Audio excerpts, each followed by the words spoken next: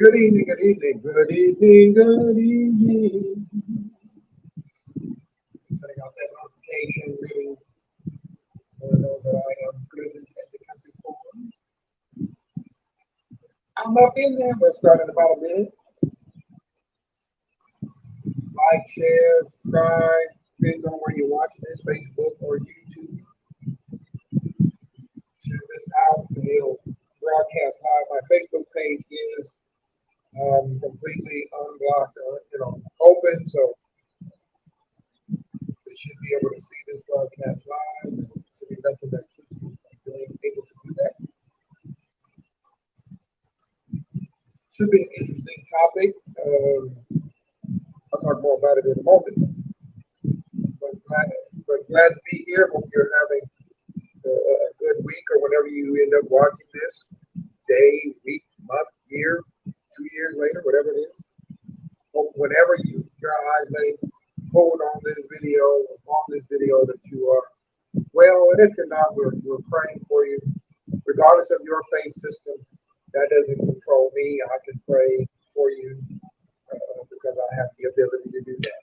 So I certainly send up prayers for you. And if you are not a believer, that you would come to faith in Jesus Christ, a very specific faith in the gospel of Jesus Christ. And with that said, to allow him to not only come into your life, but to mold your life and shape your life in the manner in which he thinks best. That said, it is 9 o'clock. I don't really do this as much as I should, but and I need to add other means and ways that people can give. But if you are compelled to do so, if you believe that these broadcasts are a benefit to you, please by all means contribute. And the way to contribute is scrolling at the bottom. It just happens. It doesn't just happen. I mean, I put it there, but it happens as we broadcast. So I even forget to bring attention to it. But if you feel compelled to give, that's up to you. The Bible says, "Give liberally without coercion." So I simply tell you it's there, and it's up to you what you decide to do with it. Every one of these days, when I'm pastoring again, in terms of a local body of believers, just generally pastoring, I'll do some stuff on giving, that type of thing, and actually walk through scripture and be clear on those types of things. I tend to try to be thorough, so it can be a bit more involved than just grabbing a couple of two or three. So we need a couple of two or three. Well, two is a couple of scriptures and going through it. That said, it's 9:01, and we are already into the broadcast. Again, praying you well.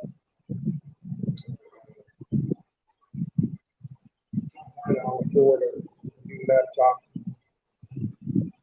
so I can jack that one up too. I mean, the reality of it is, you get a new device, but the way we use them is why they end up with how they end up. Anyway, that said, let's get into this tonight. After giving much thought to this, I didn't want to say this until we're officially into the broadcast, but this might turn into a two-part. I didn't type part one. I think I'll go back later and add that in, but this might turn into a two-parter the more I give thought to it. And here's why.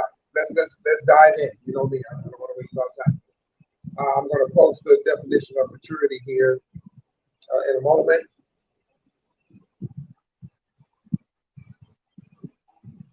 But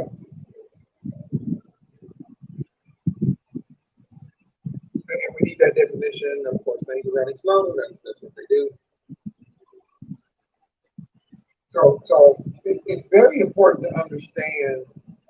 And let me do it from this perspective. When I do videos, Gabe, what's your impetus? What's your motivation? What drives you to do this? One, I'm a father, and I've been a father for quite a few years now, biologically for soon to be 14 years, and 10 days from tomorrow, 11 days, I guess, from now.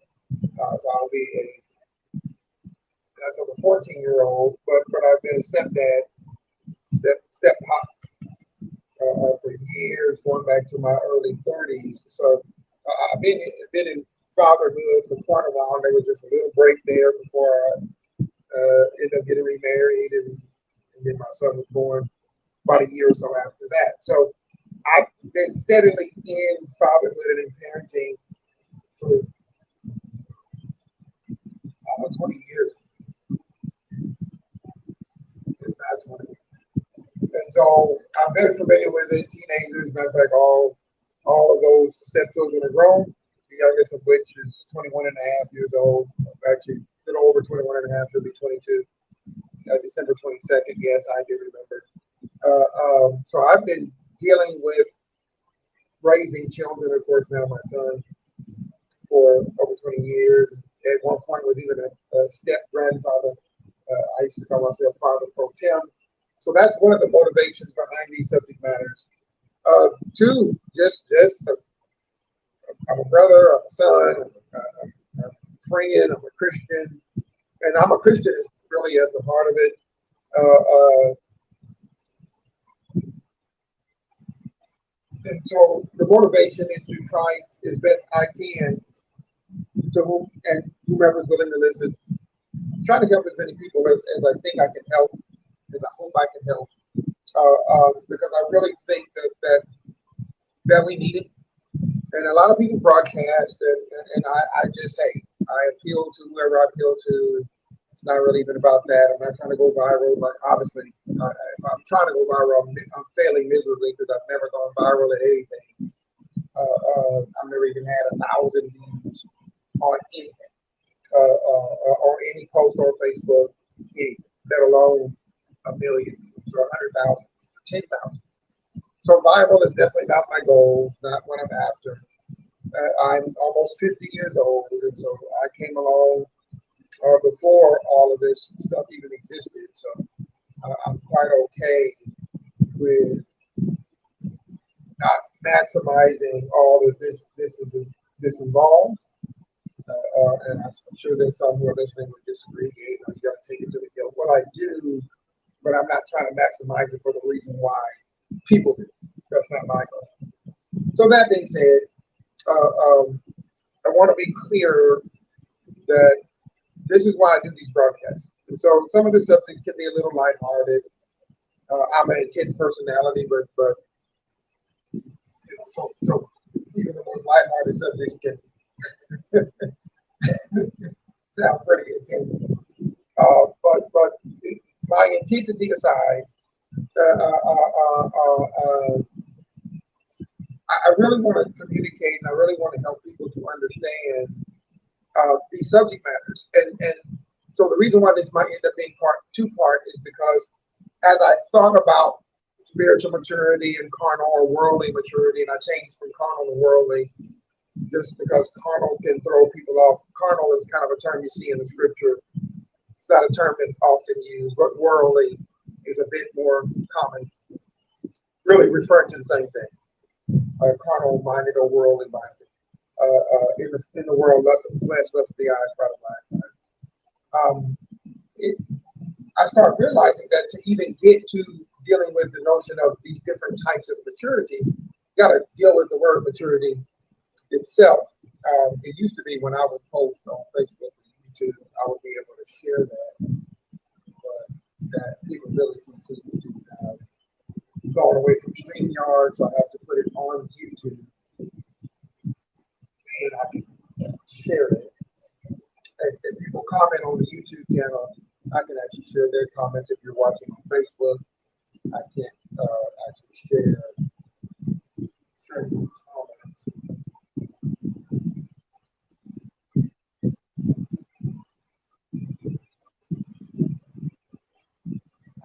Let's see. And while I'm saying this, I said it last week. I'm saying it this week as well. Keep me in your prayers. Typically, when I start saying stuff like that, there's some kind of transition. I mean, there's always issues, circumstances that are going on. Keep my son's mother, Tara, Colvin. This is Tara Colvin in your prayers. diagnosed with COVID. So she's going through that process. Pray for everybody in that household. Keep them safe. Well, taking a minute. Sorry about that. To get this up. I can't actually open it up because it's going live. I can't open it till I'm in it. So once I get in, it takes a minute to get it up. To get the broadcast web pages open up. So that being said, finally came up. Okay, so I got to get behind this subject, and let me see if this will allow me to do it, and I can, so everybody on YouTube good. You can see it. Perfect. Took a minute to do all of that, but it's going to be worth it, I promise you.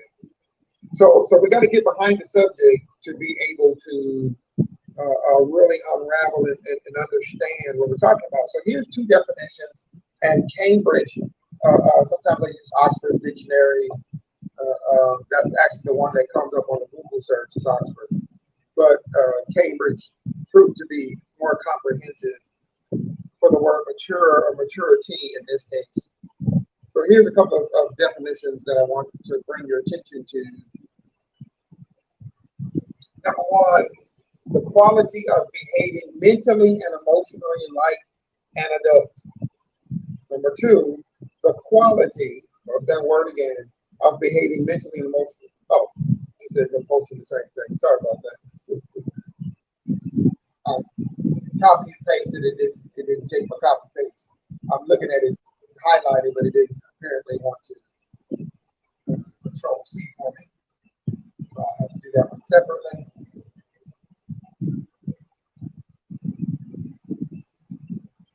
All of these things act up. But anyway, the second definition, since I can't take it forever to get it up there, a very advanced or developed state or form.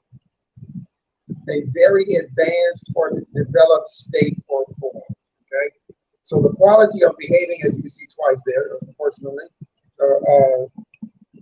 a very advanced state or form. Now, here's why we got to get behind this word before we can even get to the difference between spiritually or carnal or worldly maturity, because we could quibble and we could have a debate or discussion on what we mean by like an adult. First of all, cultures see adulthood differently. Even within America, if we're just honest, within ethnic cultures, there's only one race, ethnic cultures, some have a view of adulthood. Even in one household, there's a view of adulthood that's different. I won't get too deep into this, that won't be appropriate for this conversation. When I was married, again, I had stepchildren, and all those stepchildren came of age, with the exception of two of them. The other ones hadn't come of age. The other three of the five had come of age, and there was disagreement, between myself and the mothers, the biological mothers of those children, as to what was considered adult-like or like an adult. There was disagreement, and I'll be honest, very serious disagreement. There wasn't no fly-by-night, real simple, real easy. No, very real, visceral disagreement about what was classified as adult-like. So therefore, there was a very real disagreement on what was considered to be mature. I won't get into any particular, things that went on, but I can assure you there were very real differences on what my spouse at that particular time and myself considered to be mature and capable of handling adult responsibility. And looking back, when those particular relationships were over and both those situations were over, I recognize part of the reason why, as a matter of fact, the second situation, the last situation, in part led to the relationship ending, because there was such a very real difference about what maturity was. It actually was in part and parcel to ending the relationship. So before I can even get into carnal versus spiritual, We've got to deal with the fact that, again, the definition is talking about this idea of, I don't know if I want to try to copy paste this again. It didn't work well for me the first time. We'll try it again. See if I can get the definitions I want to get. Just, it's giving me the same thing. Okay. Now, I'm getting some inclement weather here, so if my power goes off, I apologize up front. I can do about it. But so we got to deal with maturity, but we got to deal with the element, because of course the standard, the idea is coming of age. But coming of age is simply meaning coming to the point of being an adult. And because there is some disagreement in what that actually means, for the notion of what adult is different for each person. Of course, a child thinks adult is just simply turn 18.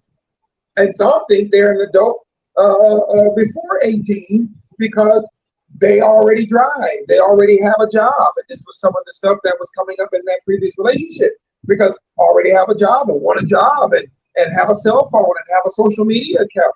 So we could do a whole, I won't do an entire broadcast on this, but I want you to understand, before we get into talking about maturity, we have to acknowledge the fact that not everybody's going to see adulthood the same way. And where I really need to spend probably a good portion of this time tonight dealing with this is in the fact that, culturally speaking, and I grew up in a Hispanic culture, even though I am not Hispanic, my son is mixed, but I grew up mainly around Hispanics, 87%. Merced County was 87% Hispanic. African American at that time was 4%. In the Merced area, in Merced County at large, we were 4%. So you shouldn't be shocked that my son is mixed. I grew up around Hispanics. That being said, the reality of it is, it's extremely, I think we got it now, it's extremely important to recognize when I do these broadcasts, I take time to get behind what we say.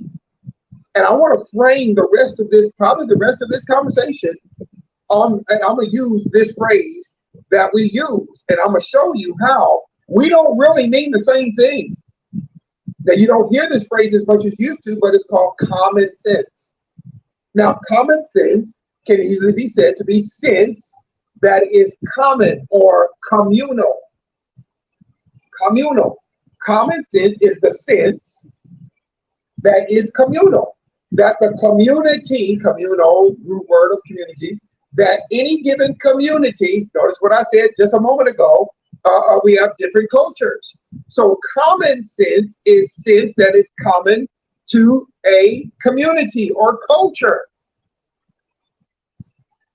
And there was a very real difference of opinion that in part led to the ending of that relationship about what maturity was. That's how serious it was. And so we have to stop sometimes, even when I do these broadcasts and I come up with what I think is going to be a great subject, I even have to back up and say, wait a minute, everybody might not see or have the same definitions. And if you've watched any of my broadcasts, you know me, as you can obviously see up on the screen, I'm going to lay out some definitions because, and now let me say this if you're married, since I've been using my previous marriage as an example, you really need to not just talk to each or at each other. You need to talk to each other. And I think one of the things that you have to allow each other to do is define terms.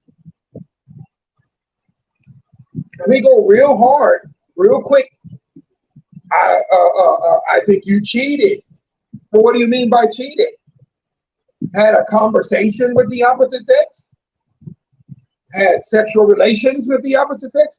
Flirted with the opposite sex? I'm just doing this so that you get my point. That's not my discussion, and I need to do a whole broadcast just on terminology. With your children. Again, I can do a whole broadcast, so that I'm not going to, because I want to stay consistent with what we're doing.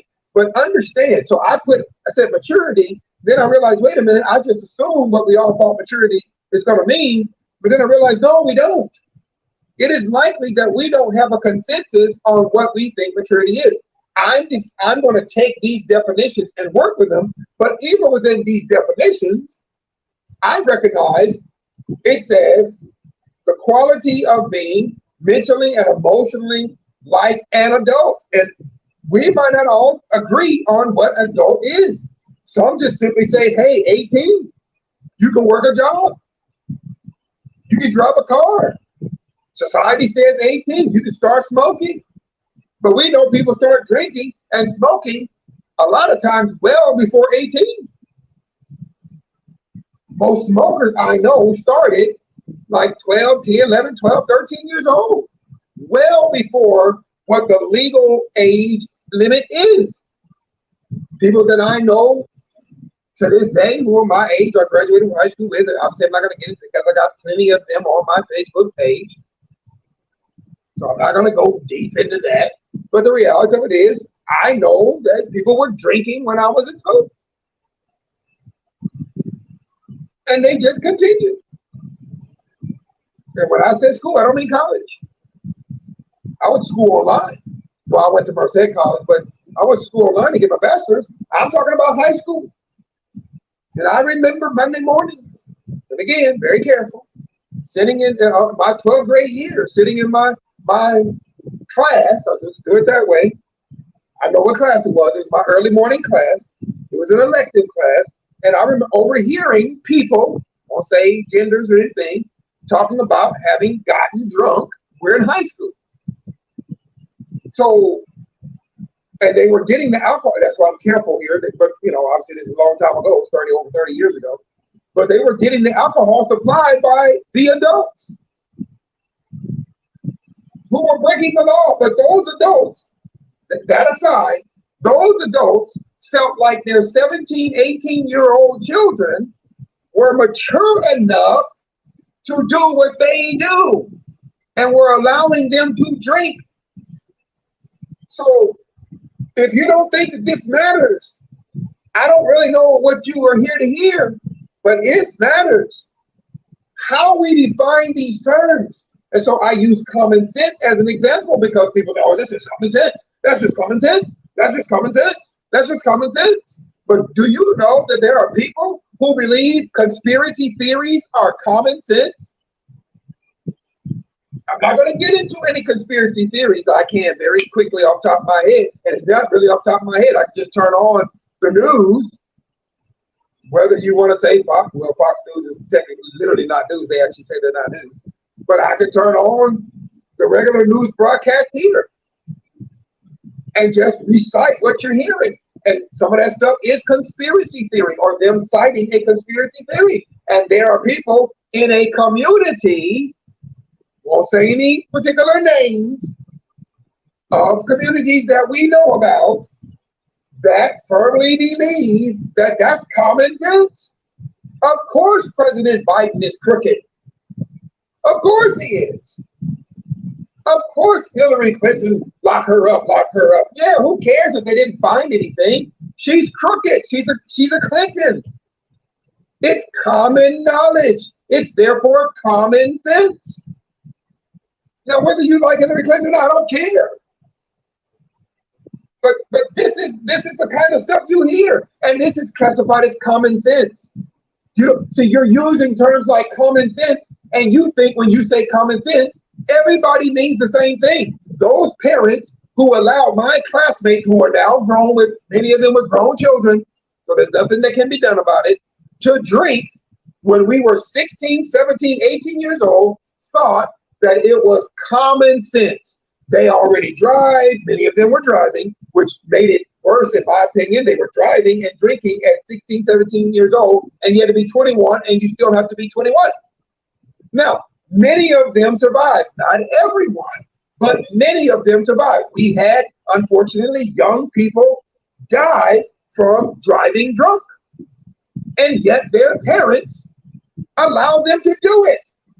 2 years before I graduated from high school, we had 8 young people who were at one of these gatherings, who were teenagers in high school, Merced High, who were allowed to drink, but they weren't supposed to drive. But of course, they were immature. See where we're going? They didn't obey because they should have never been allowed to drink. They all climbed into a VW bug. You know what I'm talking about, the little bugs, little cars, drove down to Merced Lake and had a head-on collision and killed all 8 of them that was piled in that car. None of them was above the age of 21. But those parents let those kids drink. And some of you, I'm just going to go ahead and do this because this is my job, are saying, well, my child behaves with such maturity. Yeah, they may be 17, 18, but they can get tattoos, and they can drink, and they can smoke weed, and they can smoke cigarettes. And I pick my son up and drop them off, and they're vaping, and they're doing all kinds of things. Now, some of you may not know that your children or grandchildren is doing those things, but some of you do know. And this conversation tonight may be something you need to really think about because you think common sense. I may have some grandparents watching me, and you think common sense. I didn't raise my kids doing that, did it? Yeah, but have you had a conversation with your grown kids about your grandkids lately? Because you may think it's common sense. This is just what maturity is. You think everybody defines maturity the same way, even your grown kids who are raising your grandkids. Even at your place of worship, you think everybody sees it the same. But just a few years ago, I think it was called, my son and I had to talk about it because, of course, his mom has covert, and it's resurging, by the way. And everybody thought it was common sense to wash your hands. Everybody thought it would be easy. Now, notice I'm saying everybody thought. I'm being funny. It was just put on a mask, no big deal. Oh, no. Oh, no. Grown people older than me said, no, we don't have to. Now, granted, when they get sick, in any other sickness, they would put on a mask. They go to the hospital and they have to, the doctors wear masks and things of this nature for disease control. But because of the conspiracy theories, there were people who literally decided, I'm not going to wear masks, period. And not all of them died, but there were many of them who died. And my son and I were talking about vaccinations. And I said, because he just learned, I guess, in his science class about all these, pandemics and epidemics over the last several hundred years that have wiped out hundreds of millions of people. And I said, son, every vaccination you get was because of a plague, was because of an epidemic, a pandemic that wiped out hundreds of millions of people. And so now you have a vaccine. And I'm not going to go any further in the conversation. But the reality about what we talked about, but the reality of it is common sense. Now, why am I talking about common sense? Because common sense speaks to what we think maturity is. We think a person is mature. Again, some people think it's common sense. Now, common sense, let me do this. I'm trying to help somebody. What is common sense based on? I'm glad you asked. Now, you're going to hear this, some of you probably for the first time. You've used the phrase and never even asked yourself, what is common sense based on? Common sense is based on common knowledge. The knowledge that is common among a community of people. That's what common sense is based on. What do you think it's based on? Common emotion?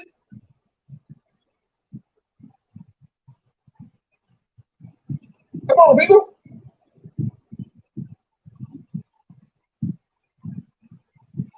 So common sense or good sense or sensibility or sensibleness is based on common knowledge. Why is that important to maturity?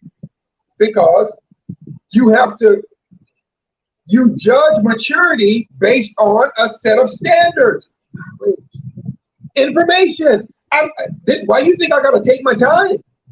I was just going to get right into the difference between worldly maturity and spiritual maturity. But I realized I got to do this first. because we don't, husband and wives may not have the same. Why do y'all have these disagreements about raising children? Because you don't have a common knowledge.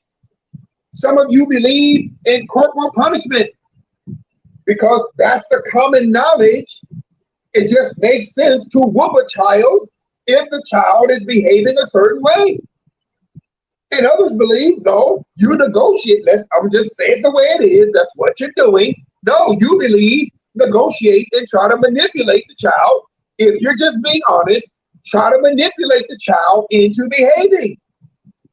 Because that's what you're doing through negotiation. Because it's not a balanced negotiation. Your child brings nothing to the table. You think their obedience is some kind of currency. So you get into this back and forth. I'm talking real good right now. You in a back and forth negotiation with a 3-year-old, a 5-year-old, an 8-year-old, a 10-year-old, a 12-year-old, and all they think currency is obedience. No, that's just what you want. Obedience ain't currency.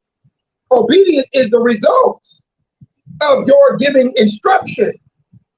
But what if they don't care to obey you and you're still negotiating?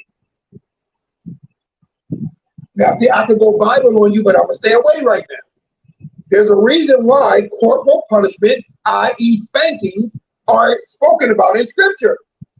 I'm not going to quote the Scripture, but there's a reason. Because you don't negotiate with individuals who don't even understand what's going on.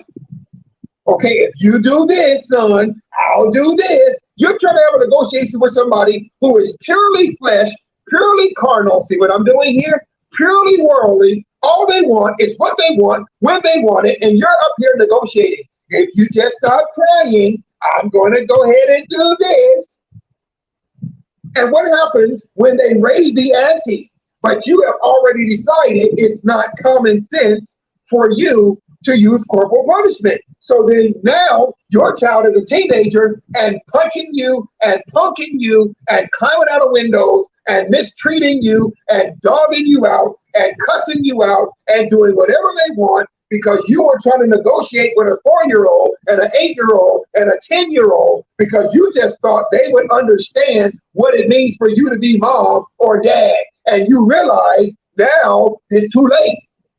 And you're having a conversation with me, and I'm looking at you like, well, how did you raise them? Well, Gabe, I didn't believe it. I didn't believe in corporal punishment. And I'm sitting there going, and you can't figure out why this dude or why this girl is absolutely disrespecting you because they did not suffer anything. No, you took away the phone. First of all, you gave them the phone because now we're back to the beginning. You just thought they were behaving or out of convenience, whatever you did. So you give them the phone. And I watch parents do this all the time with the 2-year-olds and the 4-year-olds. And they give them their cell phone and they keep throwing it on the ground. I got a client. She does this with her 2-year-old. And her 2-year-old doesn't know what to do with a phone.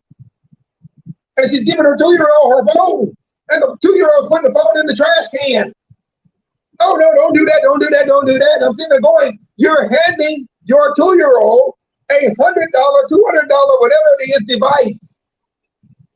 Like she's supposed to know what to do with the thing. And now you're up there trying to have a negotiation with her because this is a person who doesn't want to use corporal punishment. And the 2-year-old is bratty. Well, if this is common sense, if this is common knowledge that I don't whoop and your child knows you don't whoop, you don't spank, see where I'm going with this? What about that same child at 16, 17, 18 when it's time to start talking about maturity? You don't like that? What about that same, not child according to the law, but 21-year-old who now doesn't want your phone? They got their own phone. They want to drive your car. Your 30-year-old grandson who wants to come live in your house and eat your food, but doesn't have a job. And no matter how much you keep negotiating with him, I'll let you live here when you get a job. Cool, grandma. Cool, grandpa. They look for a job for 3 days. And after 3 days, they stop looking. And they start lying, making excuses, coming up with reasons as to why they haven't found a job yet, even when the job market is flush. So then, not only do they not get a job because they never intended to get one, they were lying, deceiving, manipulating, negotiating, wait a minute, they're grown. And your grandson's dad, your son, negotiated with him because he didn't want to do his job as a dad. And your grandson's mother, your daughter, negotiated with him if he or she was even in their life in the first place. And now you have them in your home, and you are hoping that by virtue of them being 30, they are mature, and you are finding they are not, it appears, to be what you call mature. So we got to figure out what we mean by adult-like. After all of that, you're going to have to settle on what you actually think common sense or sensibility or good sense is. What information are you basing that on? And is it known between you and the 30-year-old grandson? Is it known between you and the 27-year-old granddaughter who is already, daughter who has already got 4 kids and she's 27 and she started at 15? Have you actually expressed what you want her to know now at 27 with 4 kids, that you have more than she does, what good sense or common sense is, what knowledge or information you're basing it on? Because you may end up sitting down after a broadcast like this and realizing what you classify being an adult is not her, is not him. And then what's going to likely be next week, you'll come back and watch next week's broadcast, and you'll realize how to categorize the immaturity that you're seeing. I can give you a hint, but I'll wait till next week. The reality of it is, I realize we got to deal with this because we have an assumption of agreed upon definitions. And ladies and gentlemen, we don't agree. And I'm saying, when I say we, I don't mean you and I mean people in your house. You might be 40 years old with a 60-year-old parent who's still telling you what to do, because despite the fact that you're 40, they don't think that you're demonstrating maturity. How about that one?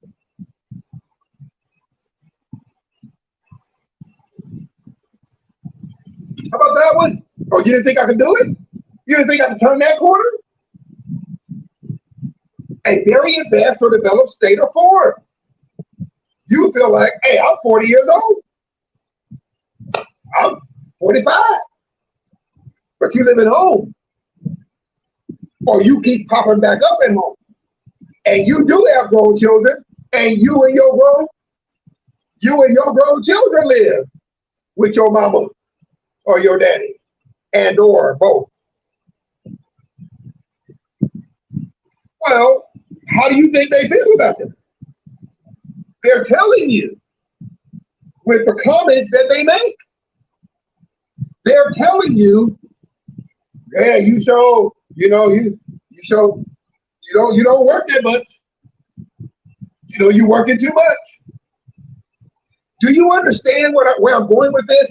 Those comments are born from a fact they have a different definition of what maturity is. My son can play ball to an extent in the house. My parents did not allow us to do that. My son and I live alone. He has my permission to do that. Now, he comes of age, he has children, him and his wife, he hopefully gets married if he has children. They may decide, no, you can't do that. Play in the backyard. Or he may marry someone who feels like, I got precious things in here and I don't want it to be broken. So I don't want our kids playing in here.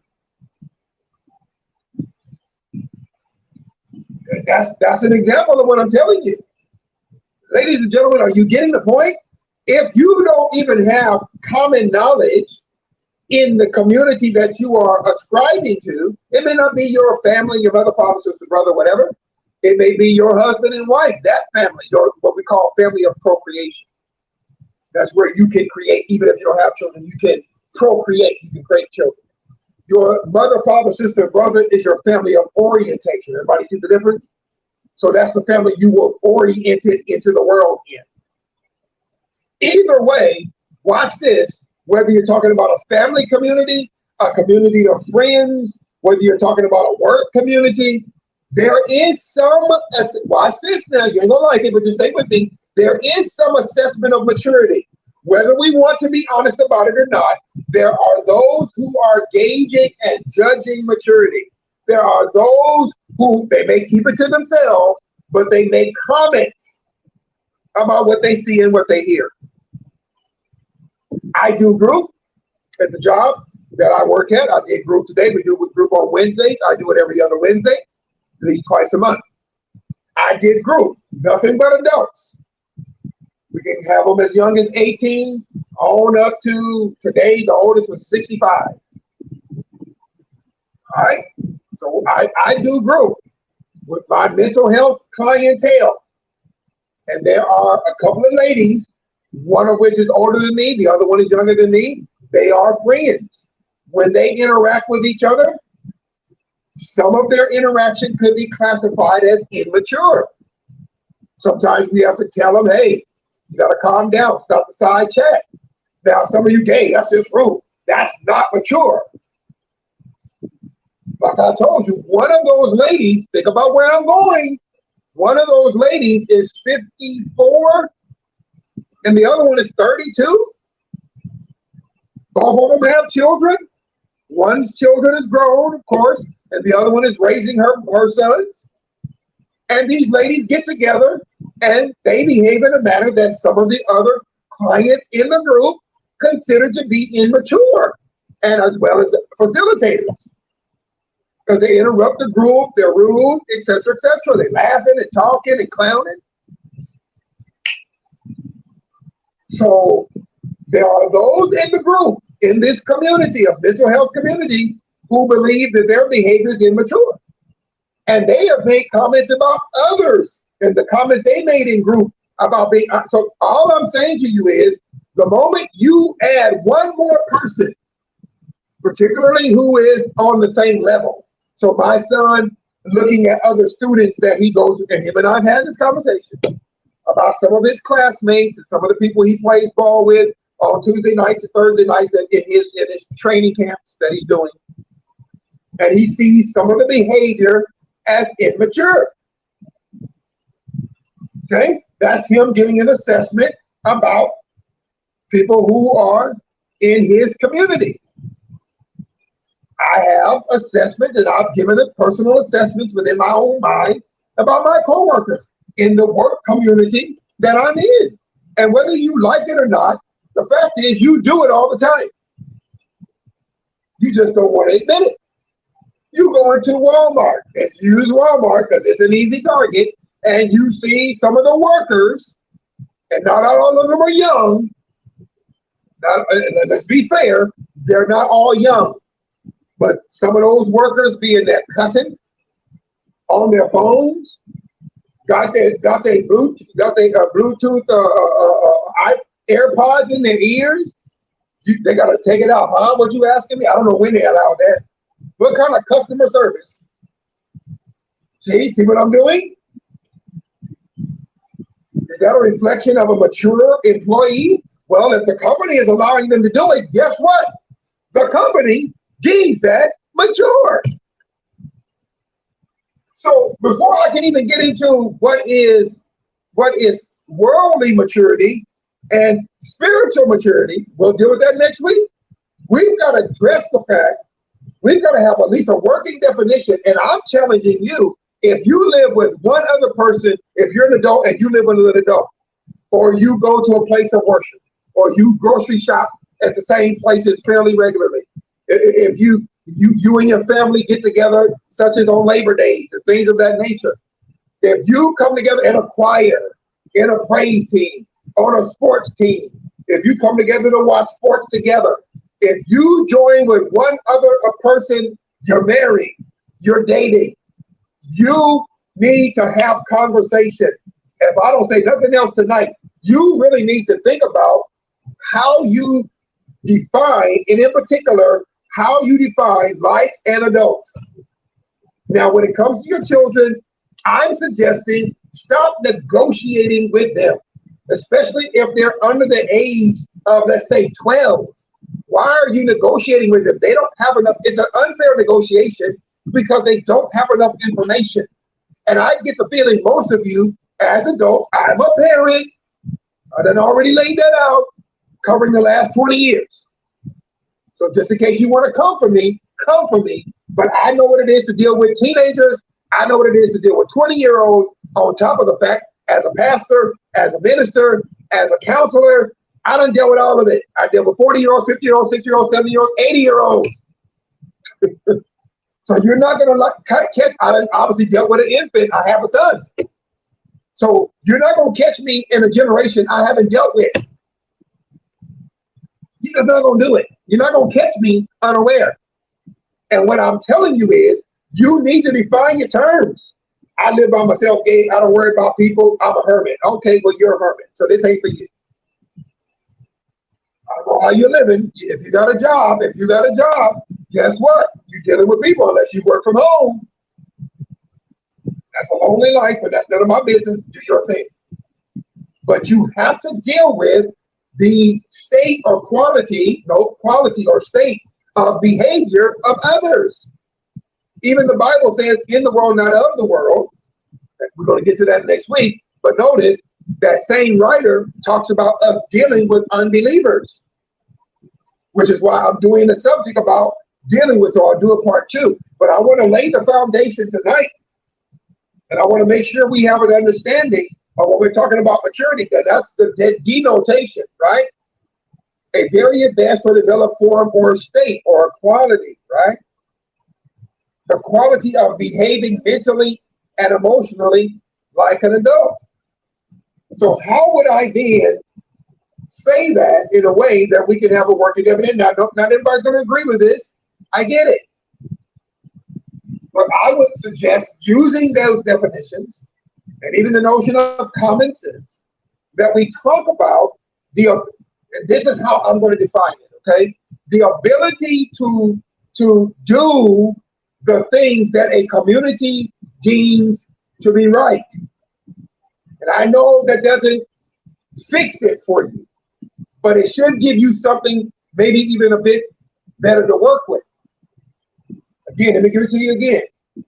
It is the ability, the capability, the capacity, the capability, and the choice to do what the community deems to be right. That's the best I can do without getting too specific. That's the best I can do.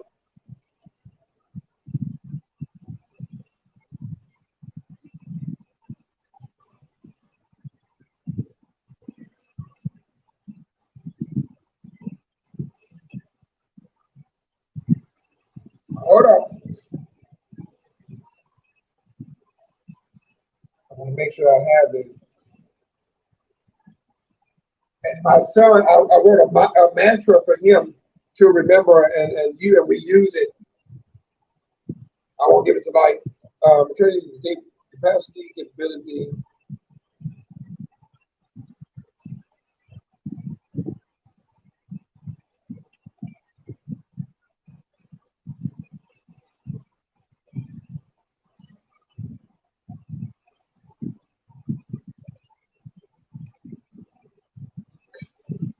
I'm going to post this and then tell you what's wrong with my definition. I'm actually going to post it and then tell you what's wrong with it. Okay? There's a flaw, okay, with my definition. Some of you will catch it immediately. Here it is.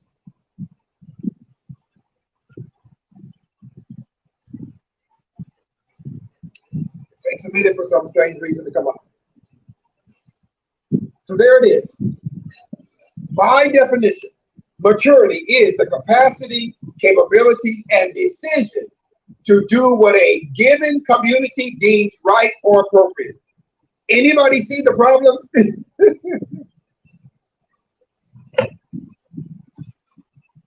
You didn't catch it? I'll tell you what the problem is. What if I'm in a community of people who do illegal things, like allowing their children to drink underage?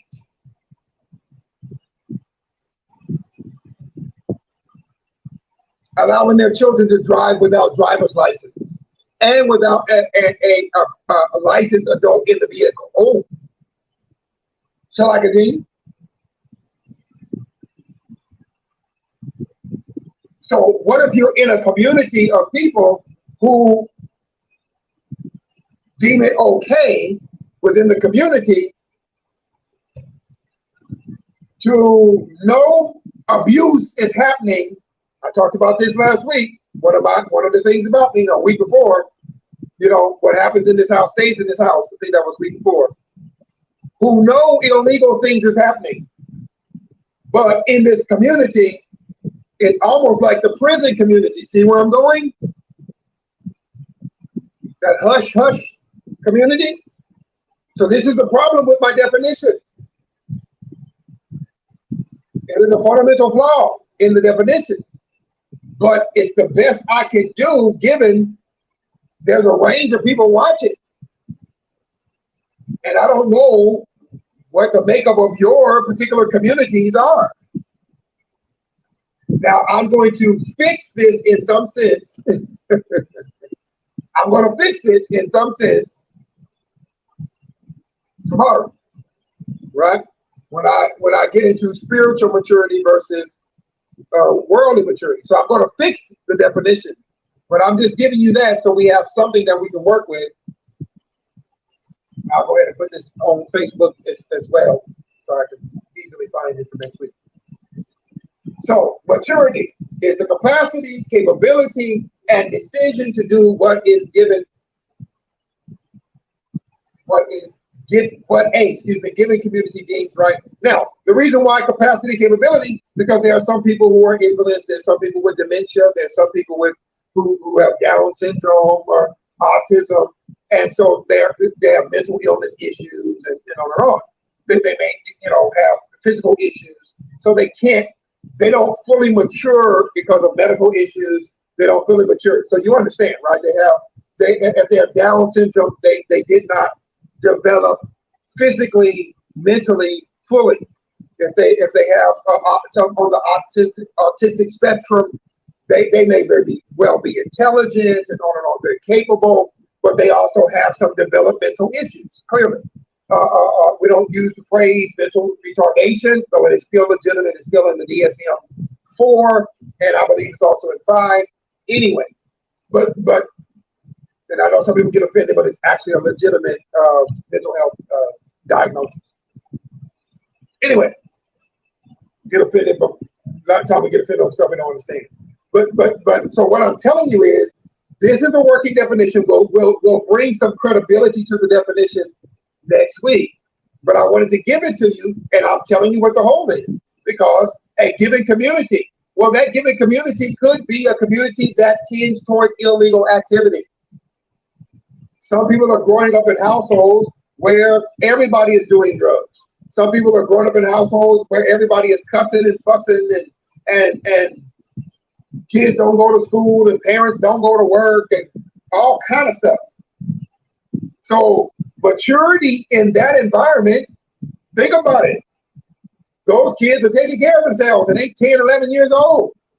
They're supposedly mature enough. See what I'm saying? They're deemed mature enough to be at home, and mama's out and daddy's out doing whatever. So, Gabe, what you're suggesting, this is my final point. I'm going to work on it, though. Gabe, you're suggesting that the people who ultimately set the standard, the common sense standard of maturity, may still be immature. And if you're thinking that, yes. Which is why next week is going to be so important. I'm not going to give it away. I want to, but I'm not going to do it because that'll be a whole other hour. Please hear me. When Listen to me. And I know some of my Christian brothers and sisters, you already itching for next week because you realize why that's going to be such an important discussion. I'm not going to give it away. But right now, I'm just telling you, what if the grown people, let's say your boss, is immature? I have worked for immature people.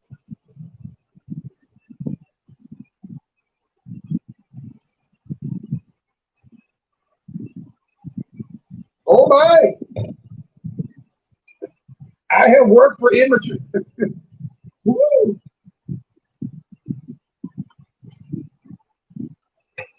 I have worked for immature people.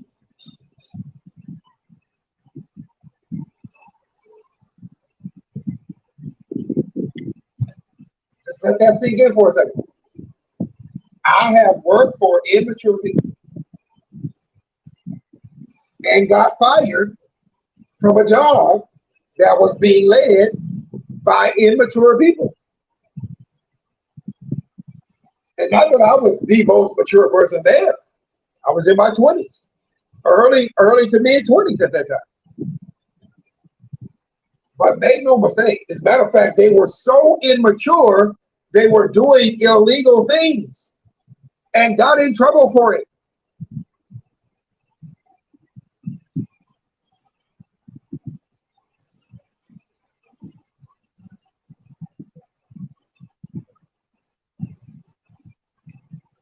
So can you see why next week, can you start getting, and if you're an unbeliever, and I know you're like, yeah, no, stay with me. You know, I tell you every week, stay with me. Well, I'm mature. That's why I want to do this subject. Well, I'm mature. I'm mature, and I'm not a Christian. Hey, come back next week. But you got to get this part first. You got to get this part first. Right? Hey,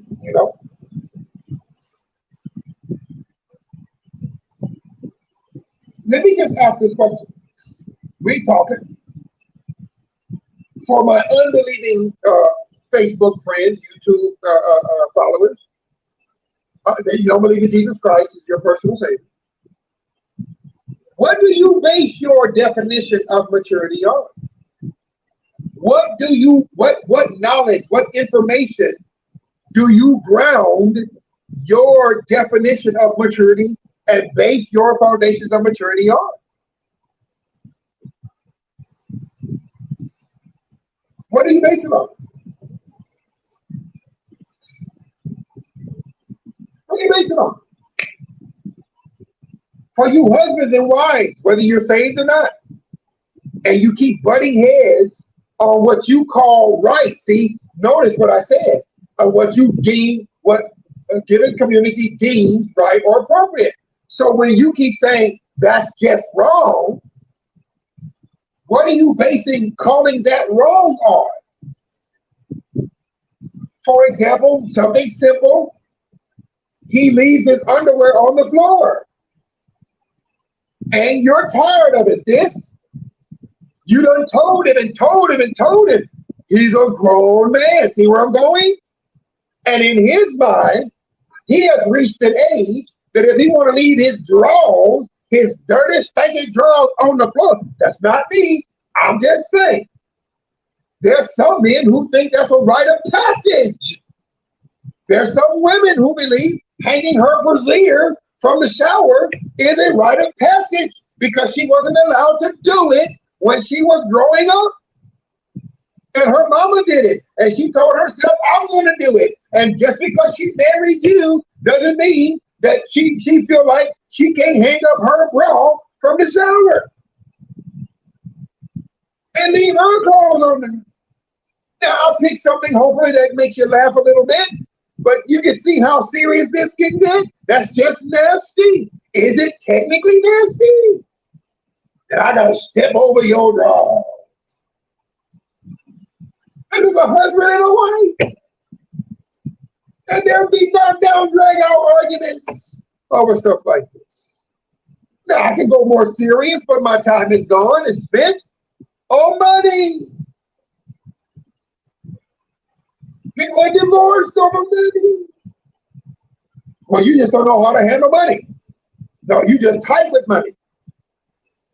And what you're saying is the person who's tight with money, you believe is immature and that they're handling their money from a place of fear, right? You deem that immature. You just never thought about it. And it is common sense from where you come that you don't do your money like that. It's common sense from where you come that your money is free flowing. Hey, self-care, free flowing. That's what we do. We Starbucks it every day. We DoorDash it and Uber Eats every day. That's what we do. Because I don't cook. And so it is common knowledge, ergo, therefore common sense, good sense, says I don't cook just to buy food every day. It just makes sense. And if you say that's not healthy, wait a minute, I order from a healthy place. So you can get healthy food. Yeah, but that's just not financially fit. No, hey, I make good money. You can't tell me nothing. And so as far as they're concerned, that is not an act of immaturity to be overeating and door dashing 3, 4, 5 times a week. As far as they're concerned, you got the money, you work hard or whatever you did to get it, and you do your thing. But the person who is more conservative feels like that's an act of immaturity. And can you see why they clash? And can you see why they don't come together? Because they never set the terms. They never defined them. I could go over this, but I got to get up, go to the gym at 5:30 in the morning. But I'm just telling you, if you don't define your terms, if you don't set your terms, if you don't come to grips and in the community that you're dealing with, okay, how do I approach that conversation? Very quickly, you simply say, you know what? We've had some arguments and debates. Yes, we have. We know we need to get better. Okay, but how? How do we get better? Well, let's start with this. How do you define what you consider to be common sense? I wouldn't necessarily, if you grow, say maturity, because then that could be taken as what you're trying to say. But what do you classify, and I just want to know, what do you classify to be common sense that's common, sensible, good sense, knowledge that how do you define that, and what information do you use to base that on? You might be able to have a really good conversation if you have grown kids living at home. I would think these are conversations that you want to be having with them, because eventually either they're going to move away from you, or reality, you're going to die. And they're going to be left to deal with this life without you. If you represent your kids' common sense, that's not good. That means they don't actually have any. If the only time they seem to make good decisions, see why this stuff becomes important? Because the decisions, that's why it's in my definition, and decision to do what a given community. Why decision? Because the decision is at the point where you're going to go into the action. So let me go back to this real quick. The grandmother who has the 30-year-old grandson living in the house. Now, she says what she thinks will make sense. Grandson, to live here, you got to work and you got to contribute. Okay, grandma, cool. Now, let's translate what he means. I'm not homeless. I'll figure out how to deal with grandma once I get into the bedroom. Thanks, grandma. You all right, grandson? Remember what I said. All right, grandma, cool. Dab it up, pat, pat. Grandma, cool. 2 weeks later, you walk in and he got 3 of his friends sitting there. Now he's 30 years old. They all got beers. You okay with that? You know your grandson is 30 years old. He's responsible, another word for maturity. He's responsible, i.e., he has good sense. He has good sense. Do you understand why I'm doing this? What you're saying is he has good sense. What you're suggesting is he is mature. And you see them sitting there and drinking. And then it dawns on you when you walk through the house, he been here 2 weeks. He ain't let me know about no job. Where he get the money for those beers? All of a sudden, after you figure, oh, he's 30 years old, he's good. See, the age thing. I'm gonna leave that age thing alone because that'll get me in trouble. Not that I'm afraid, but I'm just trying to play nice. The reality of it is, you think he's 30. And you try not to be so mean. So mean, right? All right, grandson, I'm going to bed. All right, grandma. Y'all don't be loud. Hey, we got it. Don't be loud. Grandma going to bed. And just sitting there watching the game. Oh, grandma just having a beer with my friends and we watching the game. Cool. All right, grandson. Tomorrow comes.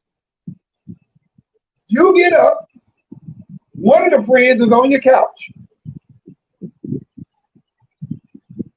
Didn't get permission. One of the friends is on your couch. In your blankets. With one of your pillows. Grandson in his room. You poke your head in. Grandson got a little bit extra drunk. By the way, they were watching the Monday Night Football game. So this Tuesday.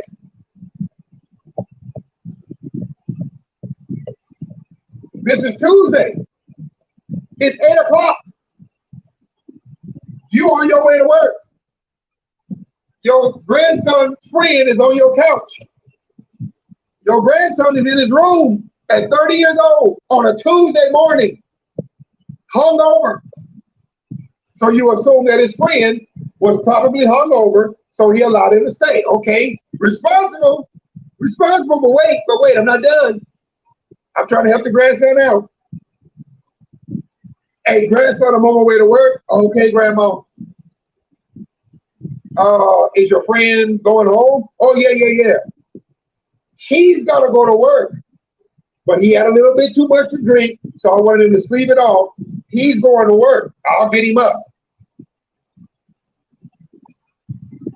So now your grandson's friend, who stayed the night without your permission, is getting ready to be awakened by your grandson so he can go to work. And your grandson ain't going nowhere. One more thing, because I want to make you happy. Hey, grandma, he needed some money for gas. Could you spot me 10? I'll get you back.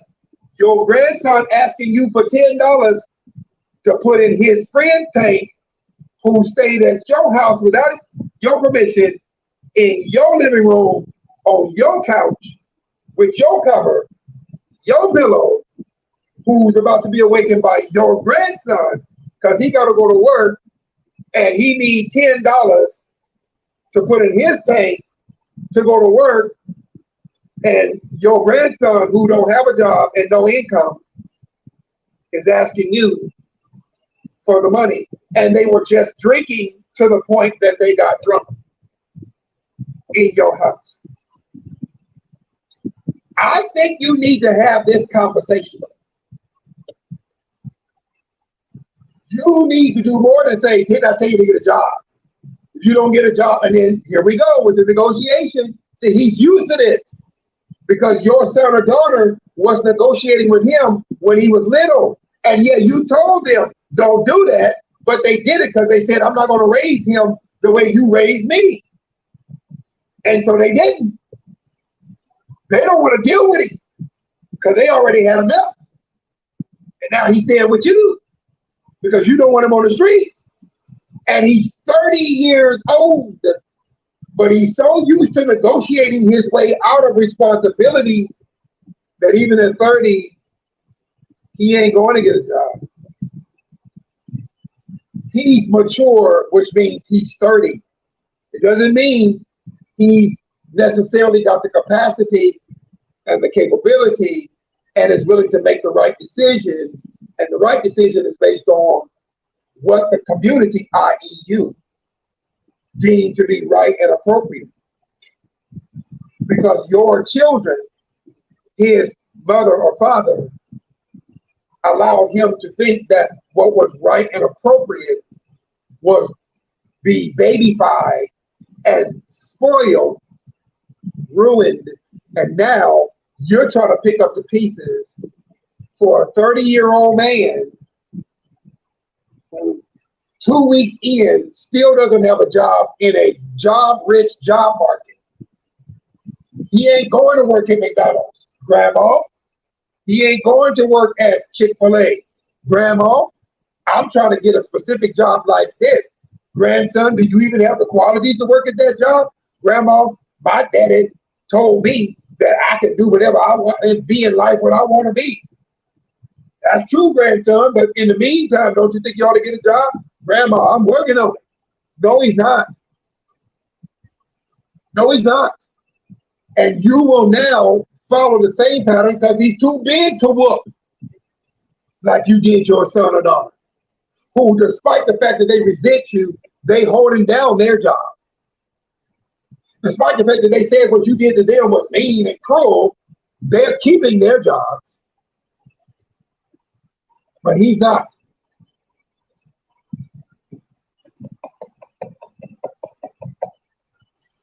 Hopefully, I've convinced you that this is an extremely serious situation. Let me answer this because I seen somebody asking.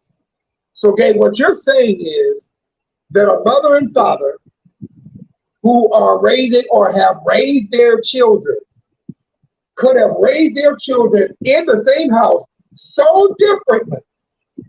That's why you're seeing, that's what I'm seeing, yes. Things that were being done behind one another's back. Negotiation and permissions being allowed. That even if they had the capacity and the capability, they weren't even being pressed to make the decision to move towards doing what is right and appropriate. They weren't even their feet weren't being held to the fire because that one particular parent was negotiating behind the back of the other. Was because they wanted the kid to like them. They were more worried about being liked. And they didn't understand that they had a responsibility for disciplining. For the word discipline don't mean whoop as much as it means train. They had to train the child, but as soon as the child got to a certain age, now the child was more like a homie. They were even telling them the issues between the two parents. They were treating them like grown little people. That's why they were pushing for them to drive so young. That's why they were pushing for them to get a job so young.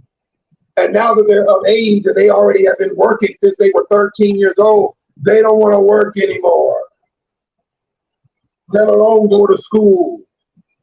And the parent who did all the negotiating really to their own benefit but their own hurt is now looking at the other parent like, you need to step up and help our son or daughter. And they're not willing to come to the table because you guys may not even be together anymore. Or maybe you're still together and still having these backdoor negotiations with your now grown children. You're still having these kind of communications because even though you're a family and God bless you, you stayed together 20 years, you never came together and established the definitions and the standards and the information on which you would base your definition for common sense and for maturity. Half of you think it's just turning 18. The other half says, no, I got to see things that happened that tells me that they did it. Not just getting a job, but keeping the job. Going to work on time. Well, you know, sometimes people, here's the other one coming in. Yeah, but you know, sometimes we're late too. Yeah, but then what about meeting their responsibility and being honest? And well, you know, and here they are. They got a 25-year-old, and here they are in their 50s, and they're still going back and forth over their grown son or daughter. They're still negotiating. One is still negotiating, and the other one is trying to set down the law. And for this now 25-year-old, do you understand how big this subject is? It destroys marriages, companies. It destroys companies because there's one boss. If you have two bosses, right? I have two bosses. One I work with directly, and the other one handles the other half of the business. And trust me, they had to iron it out. But long before I got there, they figured out the symbiotic relationship that they had. But I was told it was not that way in the beginning because they have two different philosophies about how you manage staff. And you can destroy your business if you bring in a CFO and you're the CEO, and you bring in a COO and all of this, and y'all don't have a familiar philosophy, idea about what you think a good employee is. You don't have about a mature employee.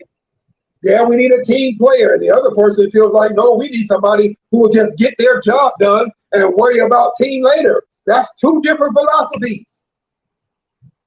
Two different philosophies. Teams are destroyed. Companies are destroyed.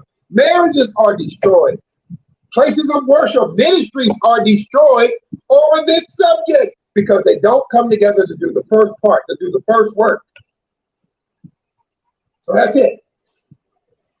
Maturity is the capacity, capability, this is my definition, and decision to do what a given community deems right or appropriate. Next week, part 2, we're going to get into the actual subject matter, and we're going to deal with, and now it really, in my head, is so important. We're going to cover next week why one maturity, I think, matters and is more impactful to helping us fix these issues next week. Till then, be blessed. Stay cool. It's going to be hot, at least in the South. It's going to be hot for at least about another week.